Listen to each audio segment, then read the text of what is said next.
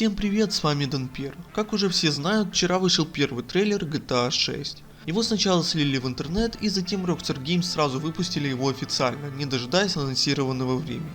На вторые сутки он набрал уже более 100 миллионов просмотров и 9 миллионов лайков, и уже обошел по просмотрам первый трейлер GTA 5, у которого ровно 100 миллионов просмотров, из которых несколько миллионов он набрал за последние двое суток, потому что многие люди, как и я, решили его пересмотреть, чтобы их сравнить.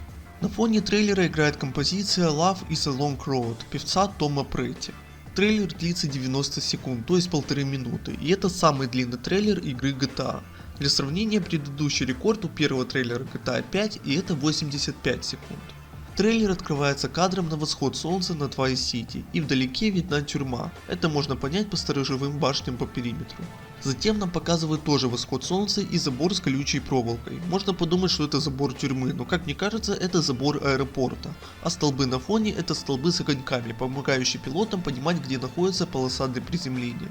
Затем нам снова показывают тюрьму, и мы видим главную героиню, и сразу называют ее имя – Люсия.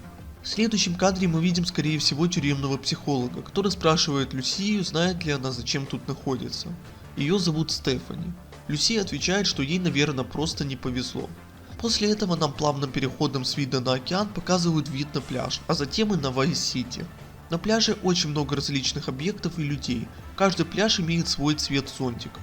Но что меня смутило, это то, что на заднем плане на улицах нету машин, и на балконах домов не стоят люди, хотя могли и такую детальную проработку сделать.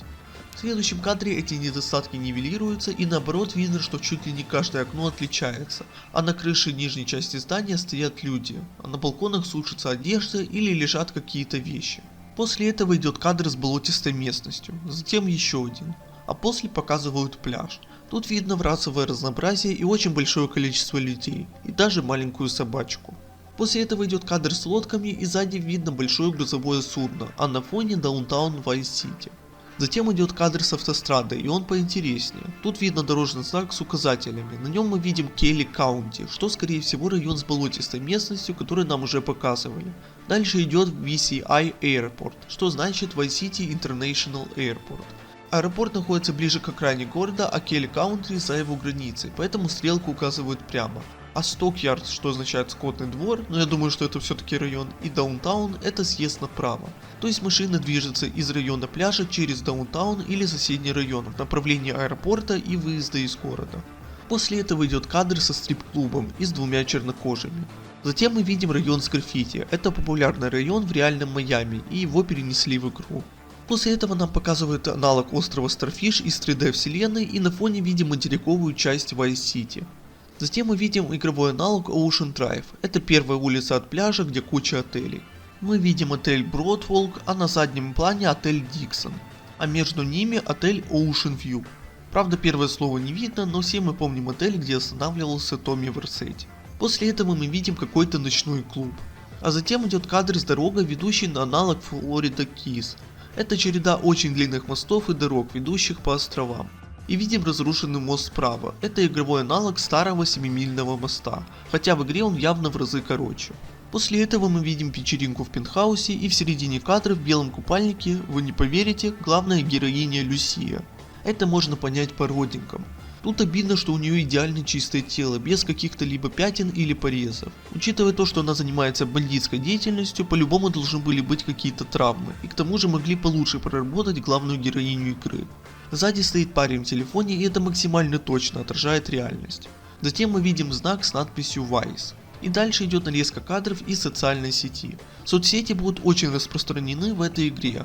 Я думаю, что будет одна соцсеть, где будут собраны все фото и видео. И это будет максимально встроено в игру, и например, если главный герой строит какое-то ДТП или резню на улице, то вокруг все будут это снимать и выкладывать в соцсети. Поэтому контента там будет очень много. А разбавлять его будут такими видео. Все или почти все эти видео имеют свои аналоги из реальной жизни.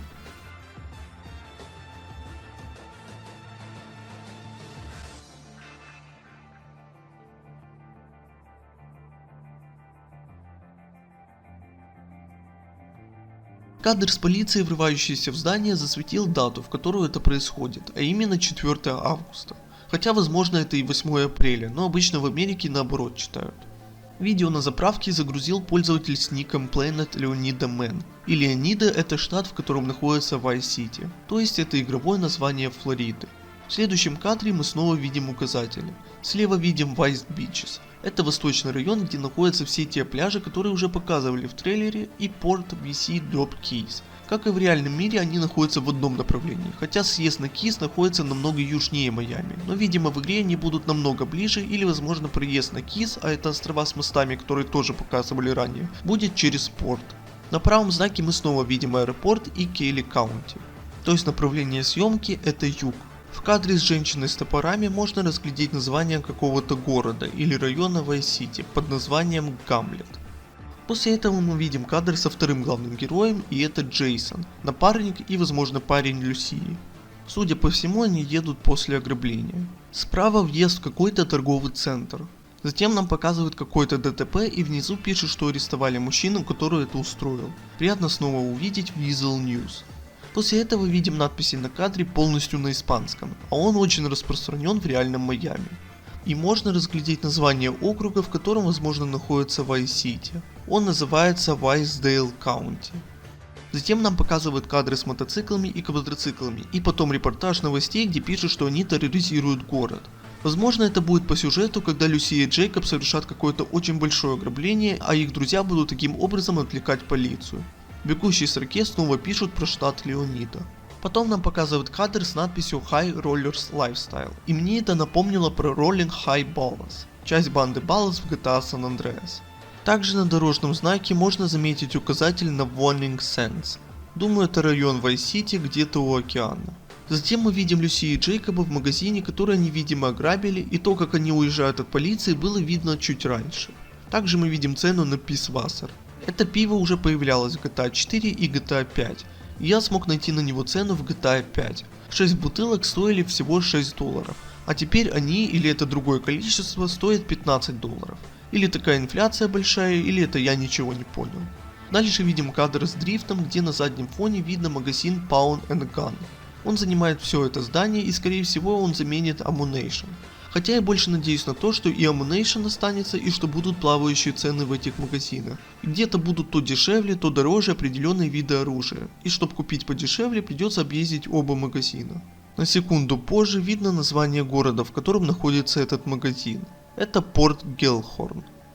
Затем мы видим Люси и Джейкоба в комнате и на фоне видны доллары. Видимо, это те деньги, что они украли. После этого мы видим кадр, видимо, снова с этого же ограбления, где они только врываются в магазин.